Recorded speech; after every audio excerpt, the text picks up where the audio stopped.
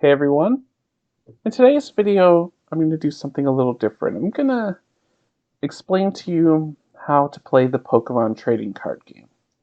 I understand there are new people out there who are wanting to learn how to play, and so hopefully this video will provide a concise explanation of how the game works.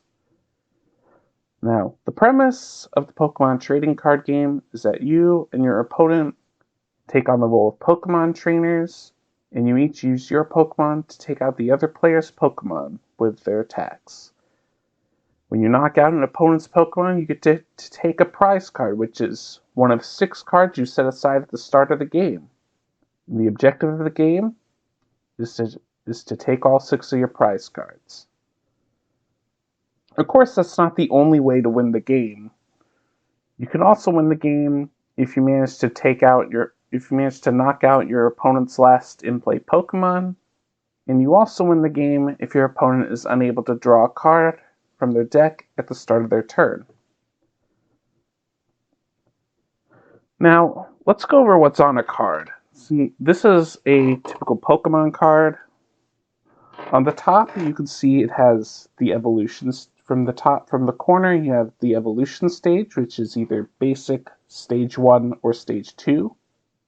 You have its name, its hit points, which is the amount of damage a Pokemon can take before it's knocked out.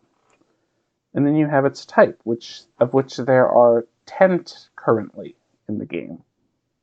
There's grass, fire, water, lightning, psychic, fighting, colorless, metal, darkness, and dragon. Below the illustration, you have the text box, which explains the Pokemon's abilities and attacks. So for the ability, you have the explanation of its name and what it does. And for the attack, you have these symbols which represent its energy cost. This is how much energy you need for this Pokemon to use its attack. The white symbols indicate that you can use any energy for those. You have the attack's name, of course, as well as the damage the attack does. And below that is an explanation of how the attack works. It will explain things like if it has an effect that it causes, or how to calculate damage for it. Things like that. Below that, you have the weakness of the Pokemon. This indicates types that that this Pokemon will take extra damage from. The resistance, which indicates the type that the Pokemon will take less damage from. And the retreat cost. This indicates how many energy you have to discard from this Pokemon to send it back to the bench and replace it with another Pokemon. And of course, below that you have collector's information like the expansion symbol, the illustrator, as well as the card number and rarity symbol. Now that's a Pokemon card. There are also trainer cards. These typically have a name, what kind of trainer they are on the top. But the most important part is the effect text, which tells you what the trainer card does. You also have the little rule box, which explains how the trainer card is played during the game. The final type of card I've mentioned briefly is energy cards. These are cards you attach to your Pokemon to use their attacks, for retreating, and other things. The most common type of energy card is a basic energy card. These typically have no text, just a symbol indicating what type of energy they provide. There's also special energy cards which will have a name across the top, as well as an explanation at the bottom of what the card does. So now that we've gone over all the different card types, let's go over how to set up the game. Now, when you're setting up to play the Pokemon card game, you'll need an opponent, of course, and each player will need a deck of 60 cards, no more, no less. You'll also need a coin to flip and some counters to track damage on your Pokemon. Now, most people, if you go to a local game store, they'll prefer to use a 6-sided die instead of a coin, with even numbers representing heads and odd numbers representing tails. So to start the game, you'll begin by flipping a coin. And the winner of the coin toss will choose whether to go first or second, keeping in mind that the person going first is unable to play a supporter card or attack with their active Pokemon on their first turn of the game. Once you've decided who goes first, you'll shuffle your decks, and then you'll draw a starting hand of 7 cards. And then once you've drawn all your cards, you'll look at your hand and see if you have a Pokemon that is a basic Pokemon in your hand. It'll have the word basic in the upper left corner. You'll take one of those and you'll place it face down in the center of your field. This is where you will place your active Pokemon. The active Pokemon is the one who's going to be doing the attacking during the game. If you don't have a Pokemon to set up as an active Pokemon, if you don't have a basic in your hand, you'll show your hand to your opponent, you'll reshuffle the cards back into your deck and draw a new hand. Your opponent will also get to draw an extra card after you both have set up. And they'll do so each time you don't have a basic in your opening hand. Now, if you have multiple basic Pokemon in your hand, you may take other basic Pokemon and also set them face down in the area below your active Pokemon. This is called your bench. You can set up to 5 Pokemon on your bench, and they'll replace your active Pokemon once it gets knocked out. So once you've set up your Pokemon how you want, you'll then take the top 6 cards of your deck and place them face down off to the other side. These are the prizes I've mentioned before. You'll set these aside face down. You can't look at these until you take them, and you take them by knocking out your opponent's Pokemon. And then once all the prizes have set up, it's time to turn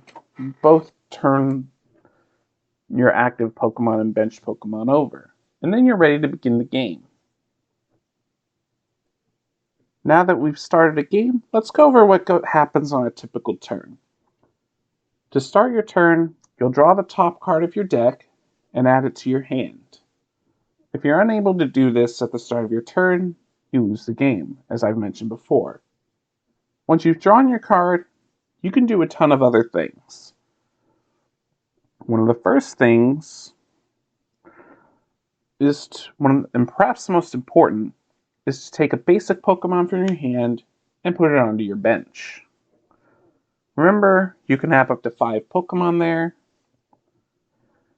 so be careful be sure to have some basic Pokemon on your bench at all times so that you'll always have one to replace your active Pokemon here in case it gets knocked out. The next step of your turn, now you could do these in any order, but one other thing you can do on your turn is you may attach an energy card from your hand to one of your Pokemon. Now you can attach it to the active or the bench Pokemon, doesn't matter. But the one thing to keep in mind, you can only attach one energy card per turn. Don't forget that. Another thing you can do on your turn is if you have a Pokemon that evolves from a Pokemon you have in play, you may put it onto that Pokemon to evolve it. Now,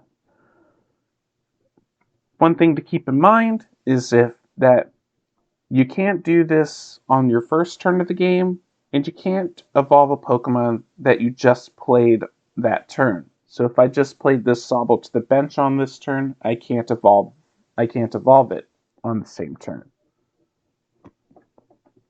Another thing you can do on your turn is play trainer cards, of which there are several different types. First is the item. You perform the effect listed on the item card, and then you put it into the discard pile once you've used it. You may play as many item cards as you like during your turn. There's also supporter cards, which functions similarly to items, except they have the rule that you may only play one supporter card during your turn. And also, if you're going first, you can't play a supporter card on your first turn. The other two item cards include Pokemon Tools and Stadiums. Pokemon Tools are a subset of item cards that you can attach to one of your Pokemon that doesn't have a tool attached, and it will get a continuous effect from that. Finally, there are Stadium cards. These cards go to the center of the field between you and your opponent, and they provide a continuous effect for both sides. A stadium card will stay in play until a player plays a stadium card of their own with a different name. And once you use a trainer card, it will go to your discard pile, which is basically below your deck. Two other things you can do on your turn. One of them is retreat your active Pokemon, which I discussed earlier. You pay the retreat cost by discarding a number of energy equal to the number of colorless symbols listed next to the retreat cost. And then what you'll do is you'll take your other active Pokemon, put it on the bench, and then you replace it with another bench Pokemon you're choosing. You'll keep in mind that you can only retreat once per turn. Last thing you can do is use abilities. These are special powers that certain Pokemon have that you can use during your turn before you attack. Be sure to read each ability so you know what it does. For example, this one allows you to, once during your turn, if this Pokemon is in the active spot, you get to draw a card. And so you'll do that once per turn. Once you've done all the things you want to do, it's then time to attack your opponent if you'd like. As long as it's not your first turn of the game, you're able to attack your opponent. When you're attacking, you declare which of your attacks that you want to use. Some Pokemon only have one, others have two that you can choose from. You'll also check to see if you have the necessary energy to use the attack. For example, Max Lance here on Ice Rider Calyrex VMAX requires 2 water energy. He has 2 water energy on him, so he can use that attack. And then, once you've declared which attack you're going to use and check to see if you got the right energy, you'll follow the instructions on the attack. So, referring to Max Lance again, if you read the attack's instructions, it says you may discard up to 2 energy attached to this Pokemon. And if you do, the attack will deal 120 more damage for each energy card you discarded. So then, you'll make your decision choosing to discard either one or, in this instance, you'll choose either 1 or 2 energies to send to your discard pile, and then you'll follow the instructions to do the attack. There are certain things that will affect the attack's damage too, like the weakness of the opposing Pokemon, or any cards that are attached to your active Pokemon, and things like that. Be sure to keep those things in mind when you're attacking as well. And finally, once you've calculated how much damage your attack's going to do, you place damage counters on the defending Pokemon equal to the amount of damage dealt. Since this Max Lance dealt 250 to the Starcry, you'll place counters equal to 250 damage. At this point, if your Pokemon has enough damage on it that equals or exceeds its hit points, that Pokemon will get knocked out and sent to its owner's discard pile, along with any cards attached to it. And from there, if you knocked it out, congratulations, you get to take a prize card. Sometimes it's 2 or 3, depending on the Pokemon. For example, Darkrai here, you get to take 2 prize cards, but it's usually 1. And so you'll add those prize cards. You'll take those prize cards from your prize zone and put them into your hand. where you get to use them on your next turn. Once you take, and also, once your opponent will then have to replace a Pokemon from their bench if their active Pokemon gets knocked out by your attack. And they'll have to do this before they draw a card to start their turn. Of course, if they don't have any Pokemon on their bench, then you'll win the game right there. After your attack, your turn is over. Though there are some things that will happen after you attack, like you'll check for status effects like poisons and stuff. Like you'll resolve effects on those first, as well as any other abilities that might happen between turns. But generally, once you attack, your turn goes over to your opponent. Speaking of status conditions, though, I'll explain those next. In the Pokemon card game, there are 5 special conditions, or status effects as I've said before. They are sleep, burn, confuse, paralyzed, and poison. So, let's explain those ones. For sleep, you'll turn your Pokemon to the left to show that it's asleep. A Pokemon that is asleep cannot attack or retreat. In between turns, you'll flip a coin to see if your Pokemon wakes up, which it will do when you flip a heads. If it's tails, it'll stay asleep. If your Pokemon gets paralyzed, you turn it to the right to show that it's paralyzed. Like with sleep, a paralyzed Pokemon can't attack or retreat. But unlike with sleep, at the end of your turn, a paralyzed Pokemon will immediately recover from its condition. There's also confusion. To show that a Pokemon is confused, you'll turn it upside down. Now, a confused Pokemon can retreat like normal. But in order to attack with a confused Pokemon, you must flip a coin. If you get a heads, you'll get to perform your attack like normal. But if it's tails, your attack doesn't go through, and you'll put 3 damage counters on your Pokemon. The other 2 status conditions, poison and burn, don't require you to turn your Pokemon in any special way. Instead, you'll place markers such as these on your Pokemon. For poison, you'll place a poison marker to show that it's poison, and in between turns, you'll put 1 damage counter on your poison Pokemon. Burn is similar. Between turns, instead of 1, you'll put 2 damage counters on a burn Pokemon. But you'll also flip a coin, and if it's heads, your Pokemon will recover from its burn. If it's tails, it'll stay burned, where you'll do it again after your opponent's turn.